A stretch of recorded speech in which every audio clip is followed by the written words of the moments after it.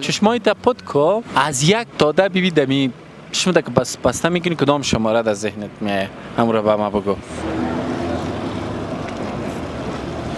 1 500 2 500 3 500 4 500 خوب هستی؟ شکر خوب هستم کاکا جانم بخیر. خواب بودی؟ والا خواب گرفتیم من طاقت کردن نتونستم احساس انداخت شما من در خواب بودم. مکتب میخوانی؟ بله مکتب میخوانم. چند هستی؟ 12 هستم. 12 سال آخر است؟ سال آخرم. نامت؟ نام باسط. باسط جان چندم نمره هستی؟ در گروه بی هستم. در گروه بی؟ بله. یعنی دوم نمره دیگه؟ دوم نمره حساب نمیشم دیگه در گروه بی هستم. وقت بود اول 2 3 بود. حال در گروه بی. دانه چند میفروشی؟ 20 روپا میفروشم. روز چند تا میفروشی؟ روز یک 10 دانه 15 دانه میفروشم کاکا جان. خب 15000 به 20 کنیم چند میشه؟ 300 روپا. مغز ما خوب فعال است. من یک وقت اول نمره بودم در مکتب. صوفیای میبینه حتما لایک کنین صوفیا که اول نمره تان بدین. تشکر زنده باشین.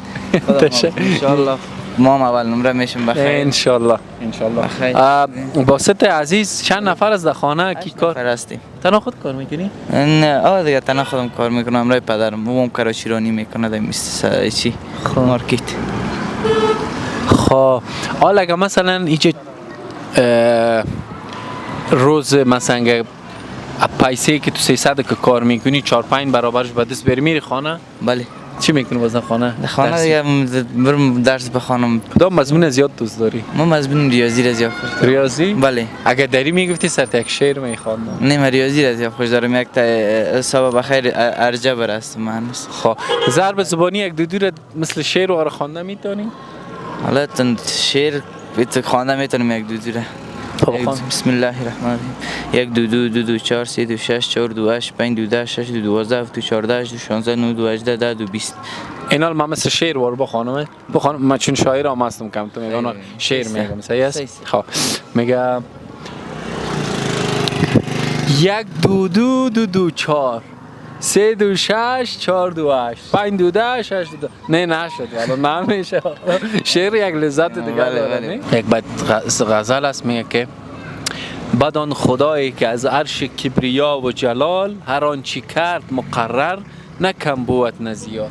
خیلی نه خدای شاعر خدا شاعر از شما صحیح شعر میگه خدا بخش شاعر خودم بودم میگه خدا ببخش. خیلی ببینیم اگر می شعرک کرد اگر ما نشته کنی بتی خوب شعرک بود. خوش آمد. خوش آمد. قبل از اینکه او را من نشته کنم برات مثل که پیشتر ششته بودی نه؟ چشمای پد کو و از 1 تا 10 ببین دمی شما که بس بسته میکنی کدام شماره در ذهنت میاد همون رو به ما بگو. همون رقم که پیشتر ششته بودی؟ 3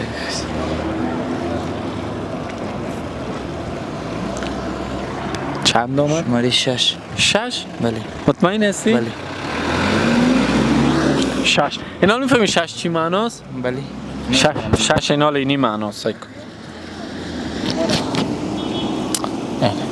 1 500 2 500 3 500 4 500 5 500 6 500 6 یعنی 6 500. بله خیلی ببینین بازم بسیار زیاد تشکر. خواهش می‌کنم. تو با شما با میتونی یک ماه هیچ کار نکنی بخیر کار. خیلی ببینین اینا یک شعر که یاد داری میگی بر ما؟ والا هیچ فکرم نمیاد. هیچ نمیاد. هیچ فکر که شعر حافظ است در کتابای مکتب از سعدی است از نظامی گنجوی است از عطار است نه از یکیش شاید یادت بیاد. دور گردون گرد و روز بر مراد ما نرفت دایما یکسان نباشد آل دوران غم مخور. ای دل ار سیل فنا بنیادی هستی برکند چون تو را نو هست کشتیبان ز طوفان غم مخور. گرچه منزل بس خطرناک است و مقصد بس بعید هیچ راهی نیست کان را نیست پایان غم مخور. بسیار زیاد تشکر.